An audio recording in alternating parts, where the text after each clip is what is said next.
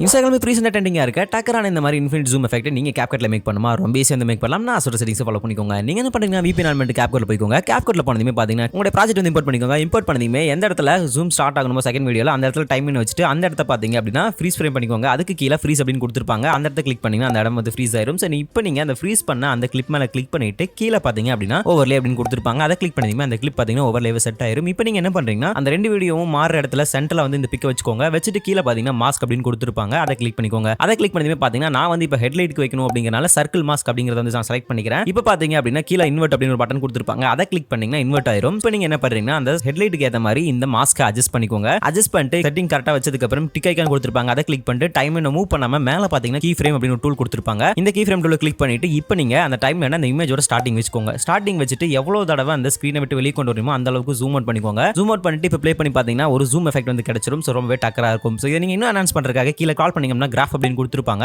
அதை கிளிக் பண்ணிட்டு கீழ பாத்தீங்கன்னா ஈஸி அவுட் அப்படின்னு கொடுத்திருப்பாங்க. அதை கிளிக் பண்ணீங்கன்னா இன்னும் அந்த அனிமேஷன் ஸ்மூத்தா வந்திருக்கும். சோ இப்போ நீங்க என்ன பண்றீங்கன்னா இதை இன்னும் வந்து இன்ஃபினிட் ஜூம் மாதிரி காட்டணும் அப்படிங்கறதுக்காக அதை நீங்க 2 காப்பி எடுத்துட்டு இப்போ நான் டிஸ்பிளேல காட்டுறேன் இந்த மாதிரி ஒரு அலைன்மெண்ட்ல பாத்தீங்கன்னா அலைன் பண்ணி வச்சிட்டீங்க அப்படின்னா பார்க்கறதுக்கு டக்கரான அவுட்புட் வந்து ரெடி ஆயிரும். இதுக்கு நீங்க ஒரு சவுண்ட் எஃபெக்ட் ஆட் பண்ணீங்கன்னா போதும் அவுட்புட் ரெடி. அடுத்த பார்க்கலாம். மறக்காம பேஜை ஃபாலோ பண்ண மறந்துடாதீங்க. பேஜை செக் பண்ணி பார்க்க மறந்துடாதீங்க. யூடியூப் சேனல் சப்ஸ்கிரைப் பண்ணிக்கோங்க. அடுத்த வீடியோல பார்க்கலாம். பாய்.